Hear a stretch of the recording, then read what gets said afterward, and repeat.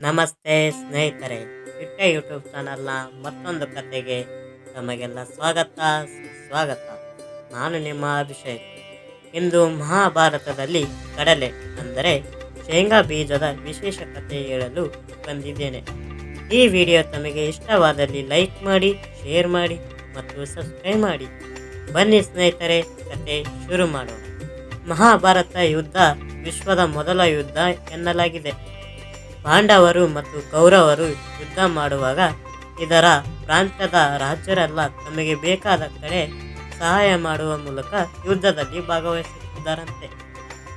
ಆದರೆ ಉಡುಪಿಯ ನರೇಶ ಮಹಾರಾಜರು ಮಾತ್ರ ಯಾರ ಕಡೆಗೂ ಸೇರದೆ ತಟಸ್ಥರಾಗಿದ್ದರಂತೆ. ಆದರೆ ಅವರಿಗೆ ಯುದ್ಧದಲ್ಲಿ ಭಾಗಿಯಾಗುವ ಸೈನಿಕರ ಊಟದ ವ್ಯವಸ್ಥೆದ ಬಗ್ಗೆ ಚಿಂತೆ ಕಾಡತೊಡಗಿತ್ತಂತೆ. ಆ ಕಾರಣದಿಂದ ಶ್ರೀಕೃಷ್ಣನ ಬಳಿ ತೆರಳಿ, ಯಾರೊಬ್ಬರೂ ಸೈನಿಕರ ಊಟದ ಬಗ್ಗೆ ಯೋಚಿಸುತ್ತಿಲ್ಲ. ನೀವು ಅನುಮತಿ ನೀಡುವುದಾದರೆ ನಾನು 2 ಕಡೆ ಸೈನಿಕರಿಗೂ ಊಟದ ವ್ಯವಸ್ಥೆ ಮಾಡುತ್ತೇನೆ ಎಂದು ಕೃಷ್ಣನ ಬಳಿ ಸಲಹೆ ಕೇಳುತ್ತಾರೆ. ನರೇಶ ಮಹಾರಾಜರ ಈ ಮಾತಿಗೆ ಶ್ರೀಕೃಷ್ಣ ಒಪ್ಪಿಗೆ ನೀಡಿ ಯುದ್ಧದಲ್ಲಿ ಪ್ರತಿದಿನ 50 ಲಕ್ಷಕ್ಕೂ ಹೆಚ್ಚು ಸೈನಿಕರು ಭಾಗವಹಿಸುತ್ತಾರೆ. ಒಬ್ಬ ಸೈನಿಕನಿಗೂ ಕಿಚ್ಚಿಟ್ಟು ಊಟ ತೊಂದರೆ ಆಗದಂತೆ ಊಟದ ವ್ಯವಸ್ಥೆ ಮಾಡಲು ಸೂಚಿಸುತ್ತಾರೆ. ಅಂದಿನಿಂದ ಉಡುಪಿ ರಾಜ ಎಲ್ಲ ಸೈನಿಕರಿಗೆ ಊಟದ ವ್ಯವಸ್ಥೆ ಮಾಡಲಾರಂಭಿಸುತ್ತಾರೆ.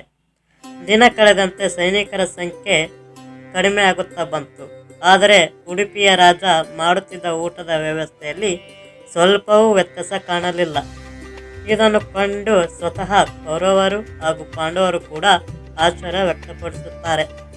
ಕೊನೆಗೂ ಮಹಾಭಾರತದ ಯುದ್ಧ ಮುಗಿದು 18ನೇ ದಿನಕ್ಕೆ ಪಾಂಡವರ ಪಟ್ಟಾಭಿಷೇಕಕ್ಕೆ ಎಲ್ಲ ತಯಾರಿ ಆರಂಭವಾಗಿದೆ. ಆ ವೇಳೆ ಯುಧಿಷ್ಠಿರ ಉಡುಪಿ ರಾಜನ ಬಳಿ ತೆರಳಿ, ಯುದ್ಧದ ವೇಳೆ ಹೇಗೆ ಸೈನಿಕರಿಗೆ ಒಂದು ಅನ್ನದ ಅಗಳು ಕೂಡ ವ್ಯತ್ಯಾಸವಾಗದೆ ಊಟದ ವ್ಯವಸ್ಥೆ ಮಾಡಿದ್ದೀರಿ ಎಂದು ಪ್ರಶ್ನಿಸುತ್ತಾರೆ.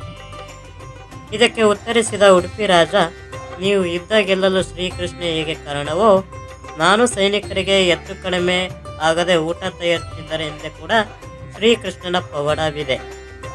ಪ್ರತಿದಿನ ರಾತ್ರಿ ನಾವು ಶ್ರೀಕೃಷ್ಣನಿಗೆ ತಿನ್ನಲು ಶೇಂಗಾ ಅಂದರೆ ಕಡಲೆ ಬೀಜ ನೀಡುತ್ತಿದ್ದೆವು. ಶೇಂಗಾ ನೀಡುವ ಮುನ್ನ ಹಾಗೂ ಅದನ್ನು ಕೃಷ್ಣ ತಿಂದ ನಂತರ ನಾವು ಅದನ್ನು ಲೆಕ್ಕ ಮಾಡುತ್ತಿದ್ದೆವು.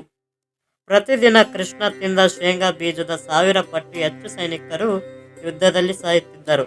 ಅಂದರೆ ಶ್ರೀಕೃಷ್ಣ 50 ಕಡಲೆ ಬೀಜ ತಿಂದರೆ ಮರುದಿನ ಯುದ್ಧದಲ್ಲಿ 50,000 ಸೈನಿಕರು ಸಾವನ್ನಪ್ಪುತ್ತಿದ್ದರು. ಇದಕ್ಕೆ ತಕ್ಕಂತೆ ನಾವು ಊಟದ ವ್ಯವಸ್ಥೆ ಮಾಡುತ್ತಿದ್ದೆವು ಎಂದು ಉಡುಪಿ ರಾಜ ಯುಧಿಷ್ಠಿರನಿಗೆ ಉತ್ತರಿಸುತ್ತಾರೆ. ಈ ಉತ್ತರ ಕೇಳಿ ನಿಜಕ್ಕೂ ಎಲ್ಲರೂ ದಂಗಾಗುತ್ತಾರೆ. ಉಡುಪಿ ರಾಜನ ಬುದ್ಧಿಮತ್ತೆ, ಚಾಕಚಕ್ಯತೆ ಹಾಗೂ ಸೈನಿಕರಿಗೆ ಊಟ ತಯಾರಿಸುವ ಸಹೃದಯತೆ ಕರಗುತ್ತಾರೆ. ಈ ಮೂಲಕ ಉಡುಪಿ ಊಟಕ್ಕೆ ತನ್ನದೇ ಆದ ವಿಶೇಷ ಸ್ಥಾನಮಾನವಿದೆ. ಪ್ರತಿದಿನ ಇಲ್ಲಿ ಬರುವ ಭಕ್ತರಿಗೆ ಊಟದಲ್ಲಿ ಸ್ವಲ್ಪವೂ ಹೆಚ್ಚು ಕಡಿಮೆ ಆಗದಂತೆ ರುಚಿಯಾಗಿ ಊಟ ತಯಾರಿಸಲಾಗುತ್ತದೆ. ಶ್ರೀಕೃಷ್ಣ ಉಡುಪಿ ರಾಜನ ಆಶೀರ್ವಾದ ಇಲ್ಲಿನ ಪ್ರತಿ ಅನ್ನದ ಅಗುಳಿನ ಮೇಲೆ ಇರುವುದಂತ ಮಾತ್ರ ನಿಜ.